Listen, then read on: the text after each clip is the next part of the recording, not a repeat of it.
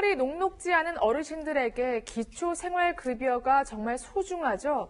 그런데 지원금이 끊는다는 통보를 갑자기 받은 독거 노인들이 있습니다. 어떻게 된 일인지 자세히 한번 짚어보겠습니다. 네. 그러니까 매달 문제없이 지급됐었는데 갑자기 끊어야 된다, 끊긴다 이런 통보를 받은 거죠? 네, 한 통의 전화를 받습니다. 그 가사는 이제 70대 노인이 사는 의왕시 사회복지과에서 한 통의 전화를 받는 건데요. 지금 말씀하신 것처럼 매달 받던 수급비가 뚝 끊긴다는 거였습니다. 이 30만 원 남짓의 수급비에 기대서 생활했던 노인으로서는 굉장히 충격적인 소식일 텐데요. 근데 이유는 더 황당했습니다. 바로 이 70대 노인이 건설회사에서 일하면서 무려 한 달에 400에서 500만 원씩 벌고 있다는 겁니다. 몸이 아파서 대부분의 생활을 누워서 생활하는 박 씨로서는 이 얘기가 황당할 수밖에 없을 겁니다. 문제는 피해 노인이 한 명 더 있다는 겁니다. 노인 2명이 건설회사에서 400~500만 원씩 받고 일을 하는 탓에 수급비를 줄 수 없다는 연락을 받은 상황입니다. 네, 노인들은 자신은 일한 적이 없다 이 말인 거죠? 네, 몸이 아파서 일을 할 수 없는 처지라는 겁니다.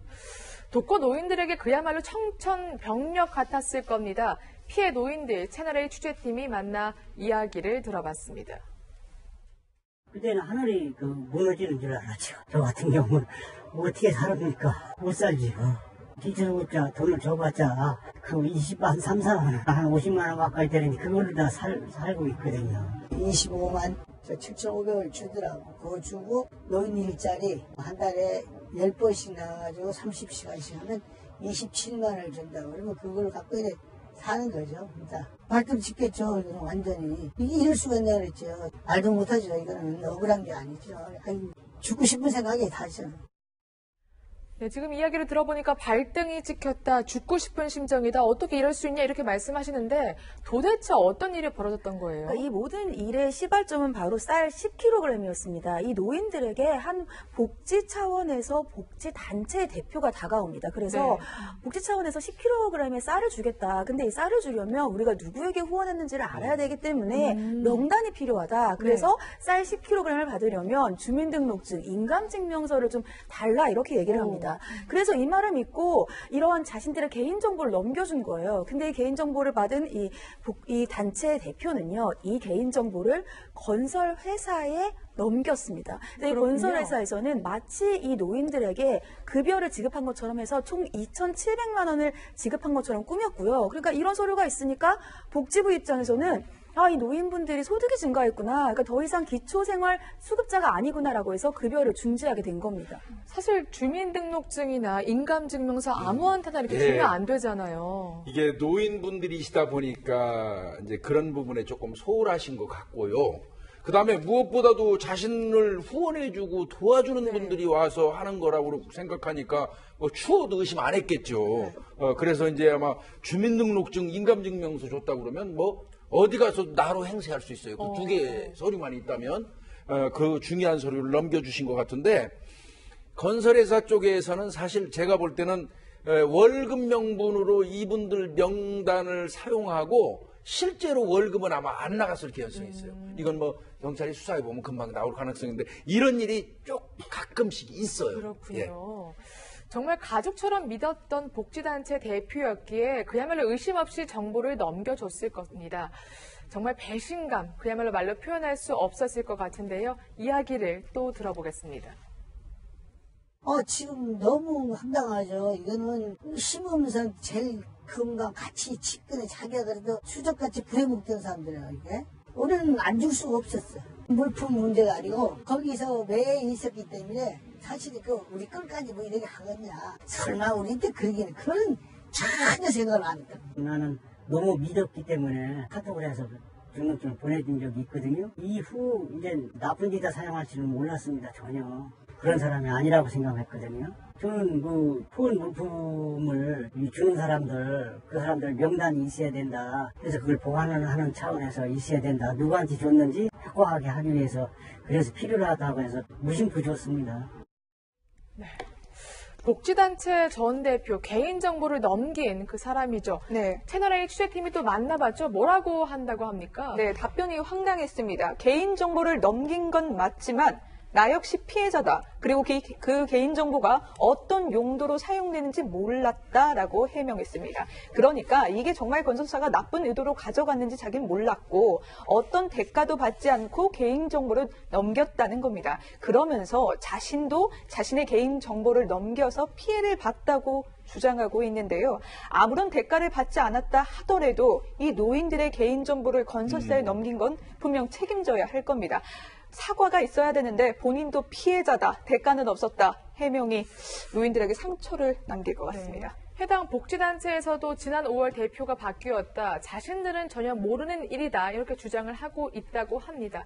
그러면 건설회사는 좀 책임을 통감하고 좀 반성을 하고 있습니까? 건설회사도 그렇게 얘기하는 것 같지는 않습니다. 전 그 복지단체 그 대표를 자신들은 모른다. 모르는 사람이라 이렇게 얘기하고 있고, 돈은 지불했다. 그건 명백하니까요. 돈 지불된 건 돈은 지불했다. 그런데 그럼 그 돈을 명의 있는 곽 씨, 박 씨한테 했느냐 이렇게 얘기했더니 그거는 아니고 제3의 인물에게 지급을 했다 이렇게 얘기하거든요. 그래요? 그러면 그 제3의 인물을 반드시 찾아야 되겠죠. 그렇죠. 네.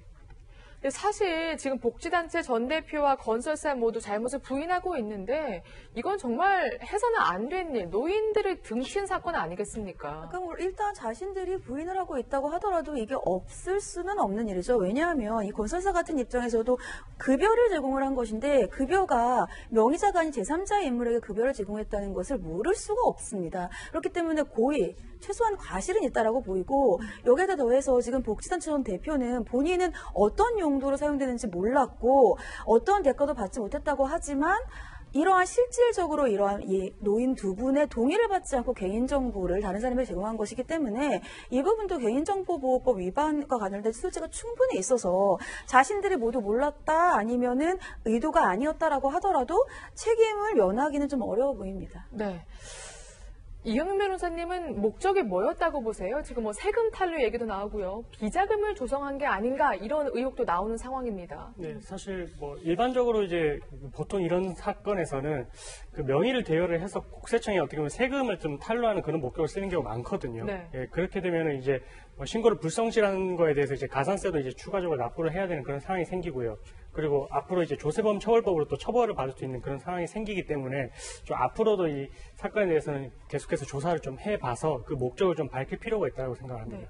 저는 세금 탈루가 아닌가 이렇게 의심을 했었는데 누군가 제3의 인물에게 또 입금됐다고 해서 이게 무슨 목적이었을까 좀 생각이 잘 안 나더라고요. 그러니까 그 제3의 인물에 입금됐다는 사람들을 아마 반드시 찾아야 될 거고요. 근데 제가 볼 때는 두 가지 목적이 다 있어 보여요. 직원들 월급으로 직원들을 많이 고용해서 월급이 나가면 분명히 세금 공제됩니다. 예, 특히나 노인들을 고용하면 세금 혜택이 상당히 많아요. 회사에. 예, 그러니까 그 세금 탈루의 그 의혹도 있고요.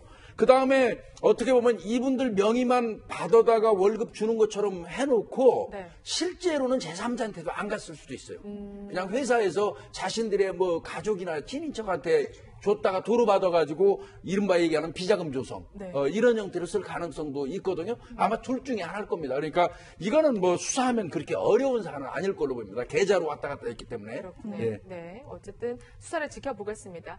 어르신들 지금 소득이 잡혀서 기초생활수급 지원금이 끊긴 상황이잖아요. 그러면 이 사실이 지금 드러나게 됐는데 다시 받을 수 있는 겁니까? 그러니까 이 사실상으로 실질적인 소득이 없었다. 이것을 입증을 하면서 해당 절차를 거치며 기초수급 지원금을 다시 받을 수는 있겠죠. 여기에다가 명의도용을 했으니까 이 명의도용을 당한 사람을 상대방으로 해서 피해보상도 받을 수가 있는데 문제는 앞서서 영상에서 보신 것처럼 노인분들은 매달 이 얼마 되지 않는 돈에 정말 자신의 생계를 유지하고 있는 상황입니다. 그러면 절차를 거치고 손해배상을 청구하고 이러한 시간 동안에 이분들의 생활을 어떻게 하게 될 것인지 이 부분이 가장 큰 문제라 지자체에서 빨리 이 부분에 대해서 좀 손을 써주실 필요가 있다 이런 생각이 듭니다. 네, 정말 중요한 말씀 해주셨습니다. 물론 법적 조치 진행되겠지만 시간도 걸리고요. 무엇보다 어르신들이 받았을 그 상처, 그 무엇으로도 보상할 수 없을 것 같습니다.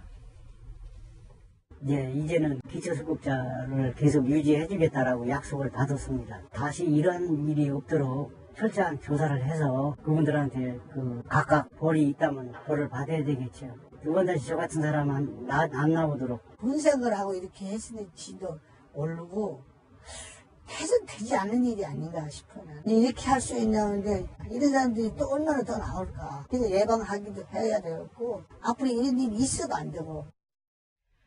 네, 이번 사건에서 알 수 있듯이 누군가에게 그저 믿는 사람이라도 주민등록증이나 인감증명서는 절대 건네셔는 안 되겠습니다.